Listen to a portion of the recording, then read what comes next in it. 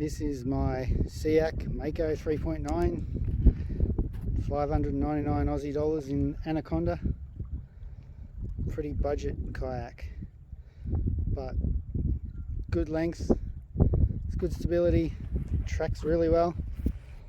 And today I'm going to be testing out a couple of new additions. That's actually 3 new additions, starting with my Tactics box with all my gear, my tackle, and a battery which will power a 24 pound thrust water snake. Modified the rudder, so I still use the pulley system to pull it out of the water, still use the steering and the pedals, which you can't see really well there. Put a stop in there to level it off, and it's the water snake trolling motor that came with the little tiller steer that's designed to be attached up here, but I preferred the idea of having it mounted at the rear. Currently today testing with a crappy old car battery, good enough to give me an indication of how this thing's going to travel. It's a lot heavier than the deep cycle battery I have on order. This crate's $26 or so at Bunnings. I made some hinges for the lid. It's got a clip on this end, fits plenty of tackle boxes. Some straps up the top, just drilled some holes, ran some oki, holds plenty of gear up there.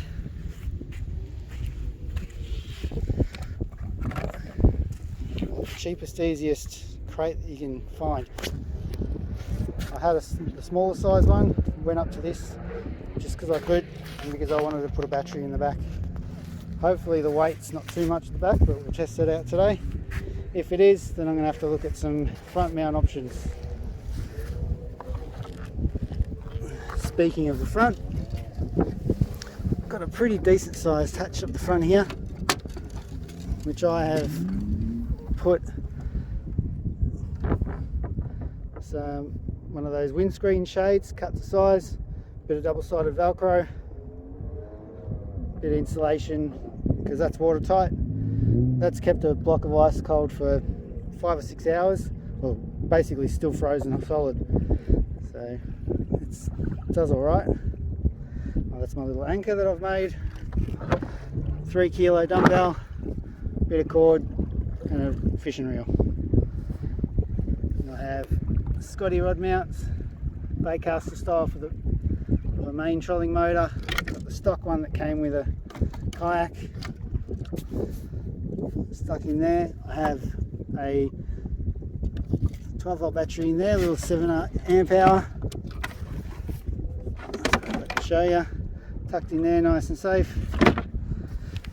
Powering my Garmin Striker, I believe it's called, 5. Mounted on a Railblazer, I believe, mount. And then I've got the Scotty transducer mount, whatever that's called, got some crazy name. Easy to pop out of the way.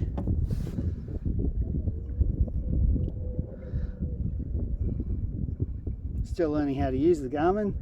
It's great for the depths and temperatures and all that, but still learning how to find fish. That'll come.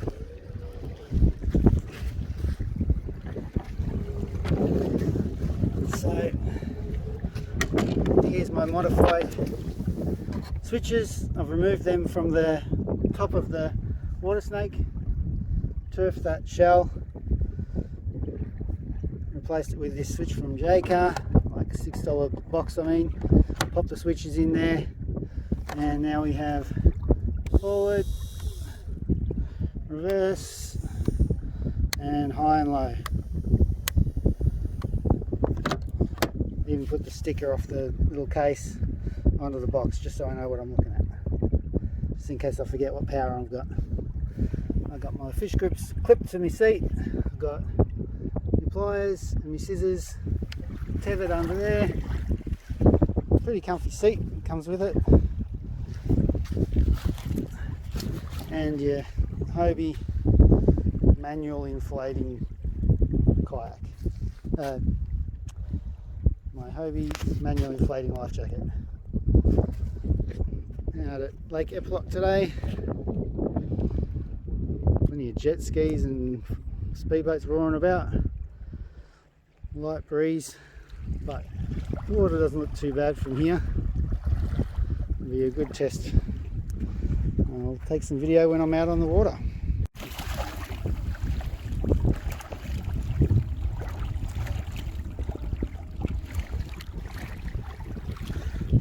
So peaceful.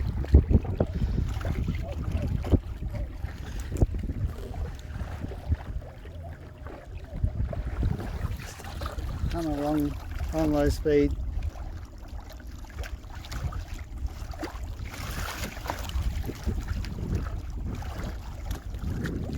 Pick it up to 2.